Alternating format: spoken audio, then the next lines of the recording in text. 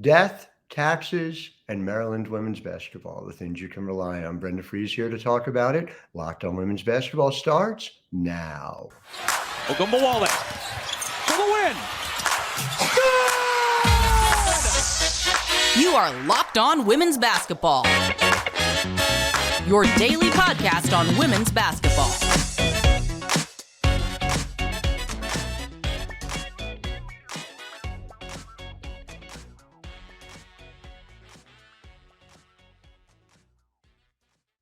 Hi, everyone, and welcome to Locked On Women's Basketball. I'm your host, Howard Megdal. I want to thank you for making us your first listen every day. Over 100,000 of you tuning in this month alone. We keep on breaking our records, and it is because of you showing up for us the way we show up for you 6 days a week. And of course, it is not just me, but the entire team over at The thenexthoops.com, where we have over 100 reported pieces every month on women's basketball, more than 1.3 million readers last month alone. And we're going to break that record here in September as well.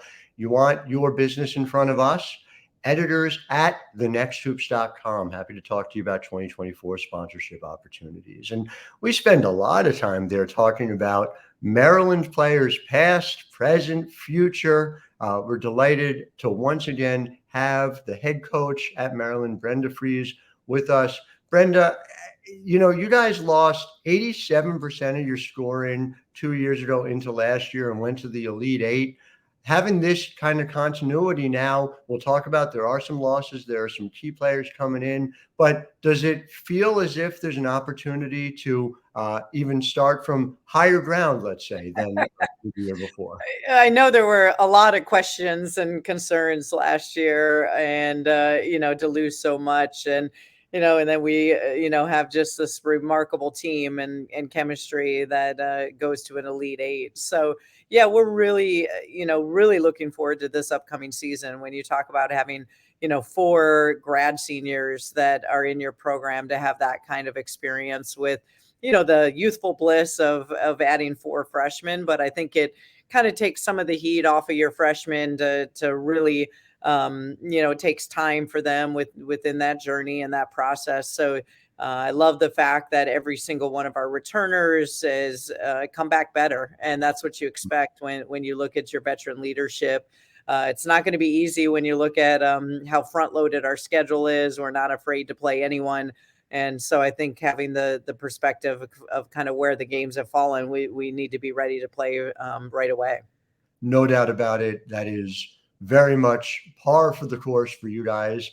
That home opener against Harvard on November the 6th alone is going to be a really good one. That Harvard team, really talented, bringing back a ton of players. And then you follow that up with South Carolina. I think I've heard of that program. At South Carolina, at UConn. Yeah, these are the things that, and then you lay awake at night. Then we come back and we play Syracuse. Then we go out and play, Washington State, who, by the way, won the Pac-12 tournament last year, Wisconsin, Green Bay, you name it. So again, though, I never want to be one of those coaches that schedules teams in the 300s and you run through and you have a false hope and expectation of where your team lies. I'd rather know on the front end. And ultimately, it prepares us for the best conference in the country. I mean, the Big Ten now is showing game in and game out how prepared you have to be. So our non-conference schedule is definitely going to get us ready and prepared for Big Ten play as well as postseason. I mean, best conference in the country, as I have read, next year, the only remaining conference in the country, right? Is that true, that all the other have kind of come together? I wanted to ask you about this. Obviously, segment 1, we're going to talk a lot of big picture. Segment 2, get into, some of the fun details about this year's team, which is just fascinating to me. But, you guys as a program were essentially ahead of the curve by making that move from the ACC to the Big Ten. Do you feel that was, as you remember, very controversial at the time? Do you feel like you guys were essentially validated by so much of what's happened in college athletics since then? No question. I think change is hard for people when it first happened, but now, you look at the moves that Maryland was able to make, and it's positioned us for long-term success. And you look at, it's the conference I would want to be in. You're protected. And, my heart goes out to just all these changes and where different teams and conferences now are falling. But, I'm just super grateful that, Maryland's in the Big Ten, and we have the opportunity to play against, just such great competition with a massive television, contract and exposure that our players are going to be, seeing day in and day out. It's huge. And obviously the Big Ten Network too plays a part in that, but in a lot of ways, for better and for worse in some ways, but college athletics emulating pro athletics, it puts you in a position to continue to do what you've been doing on top of the results itself, which is, turning out professional players. And you do that in a number of different ways. You've made sure that they're able to build their brands at the same time. To be on top of all of these things and trying to figure out kind of the 21st century in athletics, yes, it's a challenge, but is it something that you enjoy too? Because it really seems like you dig into the details on this stuff. Yeah, I mean, you have to if you want to, continue to be on top, if you want to be successful, you have to be able to change with the times. And, I always use the example of Blockbuster and, when the whole streaming came about, and now you look at where Netflix is at and what happened to Blockbuster. So, I've always been a lifelong learner, want to have that growth mentality, and, feel very fortunate here at Maryland that, we can continue to keep, helping our players, with the growth of NIL and the opportunities and what's afforded to them, and that we're in a great position to be able to help them be successful. Yeah, it's very, listen, if Blockbuster couldn't survive, even with all my late fees, that company was doing right. Well, so before we get into the current team, I want to just talk about a player who you had, who was, I believe, 3-time ACC Player of the Year, to kind of take it back a little bit, in Alyssa Thomas. And I know we were talking about this off air a little bit before. There were 3 incredible MVP candidates. At the same time, it just seems like at every turn, AT doesn't get the benefit of the doubt, doesn't get the credit. Was not a McDonald's All-American, which is crazy to think about when you think about what she was able to do. When you look at what she's done with this Connecticut team, it just went out again. And to the surprise of, I guess, everyone who hasn't watched AT throughout her career, won game 1 right there at Barclays Center. I know obviously you come at it from an AT perspective, but, just take me through what it's been like seeing that discourse this week and, Alyssa Thomas's legacy as a whole. Yeah. Well, first of all, you want to say, like, are we paying attention at all? And no question. I mean, obviously with Breanna Stewart and A'ja Wilson, all 3 had phenomenal seasons. And I'm sure it was extremely difficult. You question when she had the most first place votes.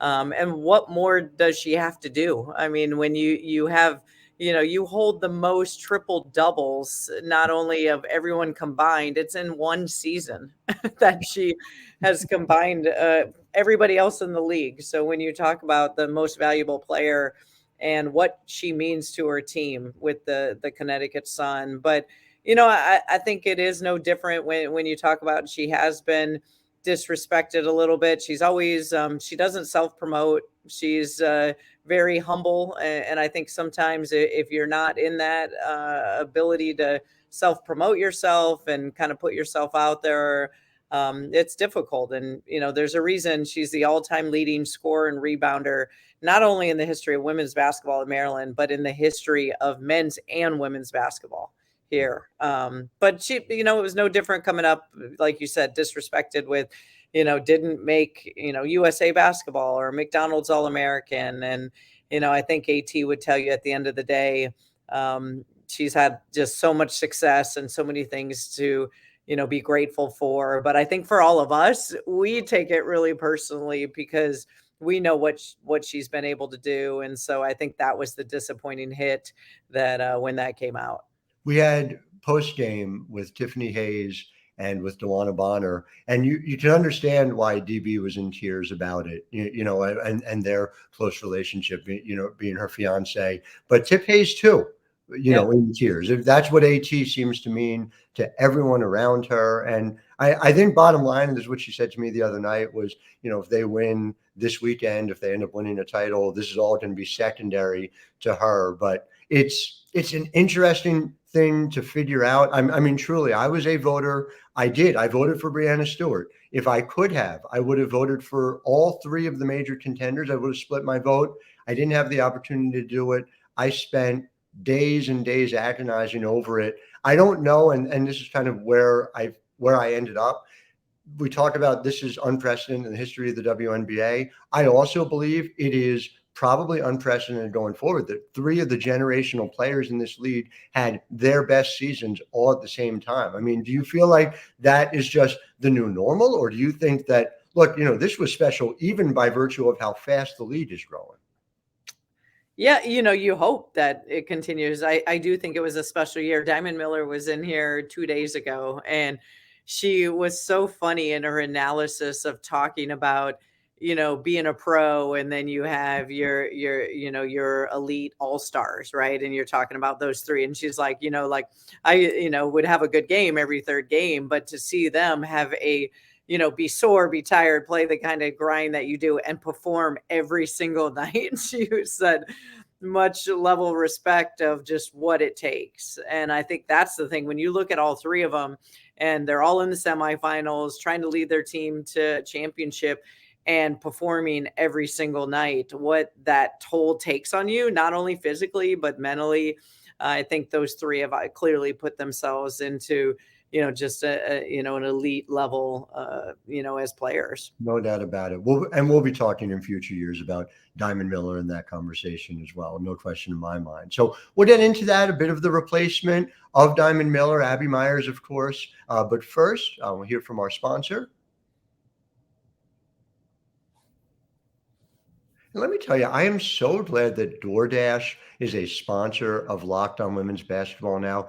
DoorDash has saved me on so many occasions as somebody with children, as somebody with a busy schedule, trying to figure out, all right, how do we get them fed, making sure that we take care of dinner. You can call DoorDash. They have so many different options. You can use the app, and the app is just absolutely a lifesaver. And so we have this offer now. Get 50% off your first DoorDash order, up to a $20 value when you use the code LOCKEDONNBA at checkout.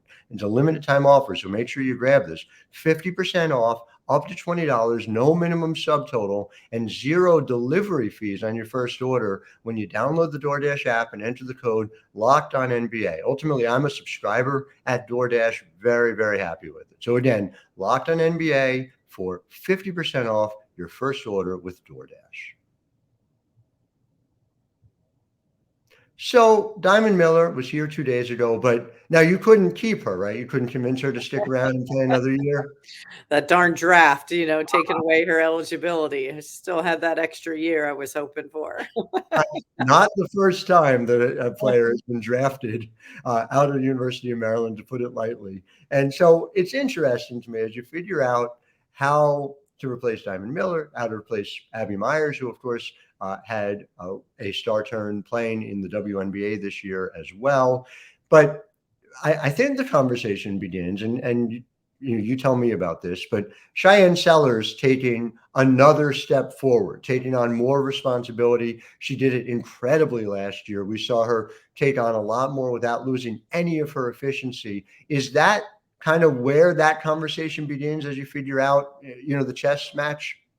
It is, you expect every year when they come back, and now she's a junior, you expect those steps, just like she made the jump last year. And, it's one thing when you look at, last year she was that third leading scorer, that piece, that punch for us behind Diamond and Abby. And now this year, there's a lot of responsibility put on your shoulders when you got to show up and perform every night. Mm-hmm. More than capable. She got great experience this past summer being invited to participate internationally with USA Basketball with the 3-on-3. So I thought that was huge for her and her growth and her development. But yeah, she's going to have a lot on her shoulders. She's going to be playing more at the point guard position, which is where she wanted to be when she came in here. And we've kind of, silently been building those steps for her to be prepared. So it definitely is going to be another step where the ball is going to be in her hands a lot, where she's going to be running this offense, and is more than capable and more than ready to handle those responsibilities. If you'll indulge a little bit of nerdery from me, you look at her numbers and she went from 41.6 to 48.6 from the field overall, improved from 2, improved from 3, did all this playing more minutes. But like you said, her assist percentage, and she wasn't even the full-time point guard last year, although obviously she was able to handle some play calling responsibilities for it. It was up to 25%. Do you think, something north of 30 is what we're looking at? And I guess the flip side of that is this somebody who maybe her best position is point guard, and yet she's managed to succeed in all these ways for you guys in some other areas where you've needed her the first 2 years? Yeah. I do. I mean, with that size, and, she's got a unique opportunity when you talk about having the dreams and goals, aspirations to play at the next level. She's watched it with Diamond and so many of our pros that have come through here. And I know from talking to the assistants and GMs in the league that, with her ability, with that size and her scoring ability, she would have a tremendous opportunity in that point guard position. So, like I said, I'm excited for her and for us that she's got 2 more years to really, gain a lot of experience and knowledge in that position, almost full time. And so you mentioned this, but it's worth, I think, noting you guys last year played as fast as you had any season since 2016, 2017. You were 21st in the nation in pace. Does it help to have the player who's going to be your primary point guard playing 3-on-3 and playing in that faster game? It does. Oh yeah, no question. That 3-on-3 is remarkably fast, and the conditioning level you have to be in to be able to play. So to have her as your lead guard and your lead PG, is huge. And, already in just a few short practices, we've been able to see that. And that's who we are anyway. We're always going to play fast. We love the transition game, but obviously some players do it better than others. And, we're fortunate with her speed and the way she can push tempo that it lines up well for us. I know freshmen always have opportunities for this team, but also you've done so well with grad transfers. Jakia Brown-Turner coming over from NC State. What does she do for this team? How do you see her fitting in what you're looking to do here in 23-24? Jakia has been really impressive because of the fact that she already, has the experience. You talk about, someone who had a ton of success at NC State for 4 years, and I'll never forget the big shot she hit when she was a junior in the corner for a corner 3 at, in the NCAA tournament up in Connecticut to send NC State into overtime for that game to go to a Final Four. So, she's once the big moment, she's more than capable, and just going to be a huge piece for us this season, just given the fact of losing the scoring ability of Diamond and Abby. It's going to be big for her and for us for our roster. Yeah, Jakia can hit that shot. That is an Elite Eight game that felt like a Final Four game. I remember having covered that in person. It was a remarkable thing to see. So, all right. So we see in the backcourt what you're able to get. I can't talk about your backcourt, your front court, your wings without talking about Faith Masonius, who is all of them. She is all of them. She is an undersized 5 somehow at times for you in the Big Ten, surrounded by giants. This is also all part of your, endless pipeline from New Jersey right down to Maryland. Do you think of it as like NDMV rather than just DMV? Is that how it works for you guys? I like that. I haven't used that in the past, but with my compliments, NDMV. It's year 2 after the surgery for her. So obviously you have reason to believe she can be faster, stronger, even than she was last year. She came back faster than I think anyone had a right to expect. what are you getting in year 5 out of Faith? I always say, it's in faith we trust. So, and everything. And it was when you look at what we asked her to do last year, and she wasn't, they always say like a year to 16 months out of her ACL injury. And she came into that non-conference and just powered through with, very little lift and just toughness, grit, and sacrifice, anything for the good of the team. That's who she's always been. And this year it's exciting because she's got the lift back or jump. We're asking her to score more. She's more than capable. She can extend out now to the 3-point line and has that lift in her shot to be able to score it. So super excited. And she's positionless. I think that's the exciting thing is, if we need to offset minutes at that guard position, she's capable of, she tells everyone where they need to be. And, she's a difficult matchup because 1 through 5, she can play it. She's similar to AT who could play every position. I mean, that's what Faith has been for us with this team. So we're really excited to have a healthy Faith back into the fold. And if anybody is looking for her when you're watching Maryland this year, just look on the floor near a loose ball. Yeah, she'll be there. That's exactly right. We'll be back in just a second to go through a couple more players who we must talk about. But first, so we're back and talking about Lavender Bridge. It was so striking to me. Right. Lavender Bridge comes in, having accomplished a lot, a big reputation, started the first 6 games. You ended up bringing her off the bench for the remainder of the season. Now, to be clear, you given her starters minutes. She is playing a vital role. But the way she responded there, the way she was such a critical part of that team down the stretch, ended up hitting 39.2% of her threes. What do you feel like you learned about Lavender Bridge through that heading into this season?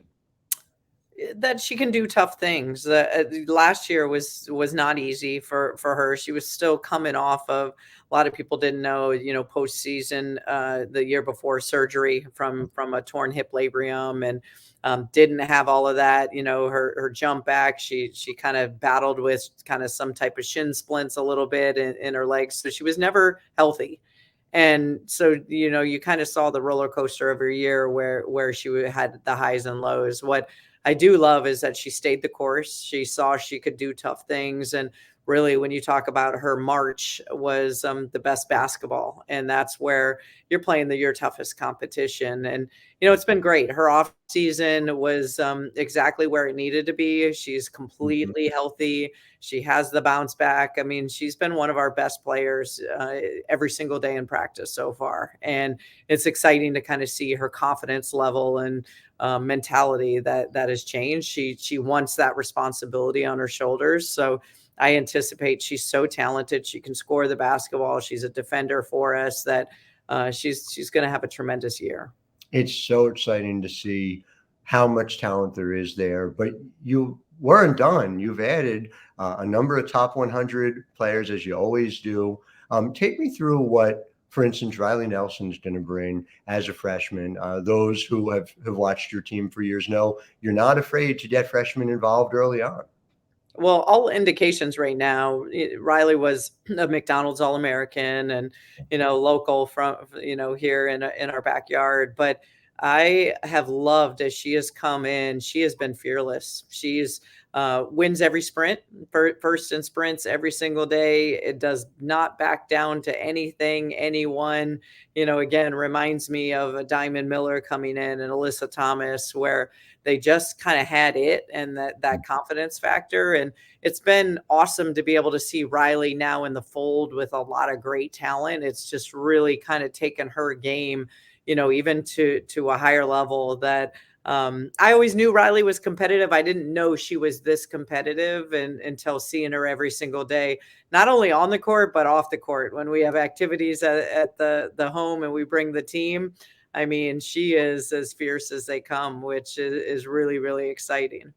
The pipeline just continues. It is delightful to see. Always great talking basketball with you. To our listeners, make sure you're there on November the 6th. The finals of the WNBA can run as late as October 20th. So we've got like 2.5 weeks to get through emotionally without women's basketball until November 6th. But make sure you're there. Take in the Maryland team, get some peanut butter freeze ice cream. I recommend all of it.